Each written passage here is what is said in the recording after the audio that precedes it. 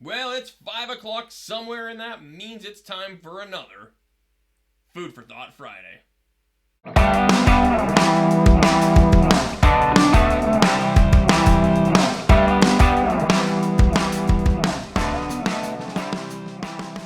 Alright, well, if you don't already know, I've got a passion for bridging the gap between scientific, scholarly research, specifically in the behavioral sciences, and real-world, real-life, practical application. Today, we look at trust. Now, there's a plethora of great research on the topic of trust and organizational outcomes by researchers such as Soderbergh and Romner, as well as Zimbati and Salehi. Organizational outcomes of trust include increased job satisfaction, decreased turnover and tension, and increased performance. All good things. So how exactly can we increase trust?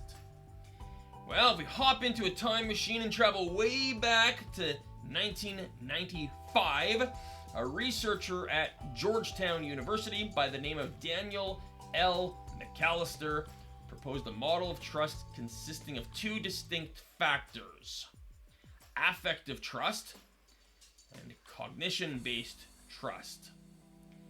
Now, as always, we're going to get a screenshot of that article somewhere here on the screen. According to McAllister, affect-based trust, or affective trust, is a measure of the emotional bond between individuals.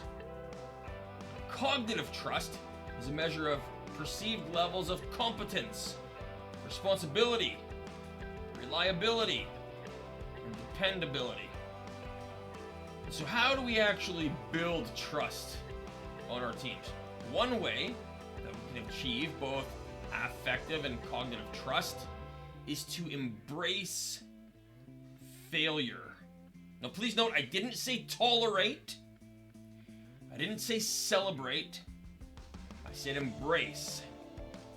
So the fact is, no one can avoid failure a posteriori, or after the fact. When it's done, it's done.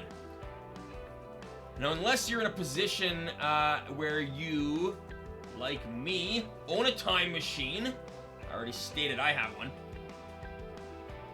What are the chances we both have a time machine? Well, probably not high. So, unless you also have a time machine, you can't go back in time. So, having witnessed or experienced a failure, you can't avoid that failure. It's happened. So, you may as well embrace it, right? You may avoid it going forward, but what's done is done, so you may as well just embrace it. Okay? Learn from it, rather than run from it or attempt to ignore it and cover it up, which many leaders do, and we've seen that result in widely publicized corporate scandal. We don't do that. Don't cover up a failure. So here's the deal. When we perceive a lack of punishment or negative recourse in the face of honest failure, I have to say honest failure, we're going to stop fearing it. I'm going to offer this caveat that some failure obviously comes with higher risk than others. Okay, I don't want my spinal surgeon to say, hey, we embrace failure. This is a learning environment, so it doesn't really matter the outcome. Some failure comes at a much higher cost than others. So apply this logic with due caution. But when our team no longer fears reasonable and honest failure, we can begin to build affective and cognitive trust. And perhaps none of this is truly applicable in reality.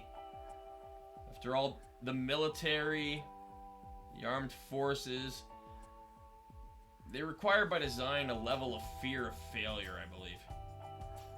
The stakes are high, the risk is high. Right? Lives are literally on the line. I don't think anybody in the armed forces or the military say, hey, we're an organization that embraces failure. Probably quite the contrary. but I think that that's somehow different than a corporate environment that's marked by a culture of fear. I somehow think those are two different things. Maybe I'm wrong. Let me know in the comments below. Do you agree? Do you disagree? I'd really like your feedback and your insights on this. Should all organizations embrace failure? Really? Is it domain specific? Let me know. Tell me what you think. Failure though can be a wonderful teacher. Failure can be a wonderful teacher. Because we really only learn in one of two scenarios. Either our own success or the success of others, or our own failure and the failures of others. And I'm going to argue that most people lack the courage to learn from their own failures. That's why we have scandal and cover-ups, etc., etc. Facing failure head-on requires a great deal of courage, but also a great deal of trust. But that's the only way that we can learn from our mistakes. So there you have it. You want to build trust? Don't run from, don't tolerate, but embrace failure. Agree, disagree, or fall somewhere in between. Let me know in the comments below. In any case, I hope that this has at least been food for thought. And I hope it helps. So follow me for more.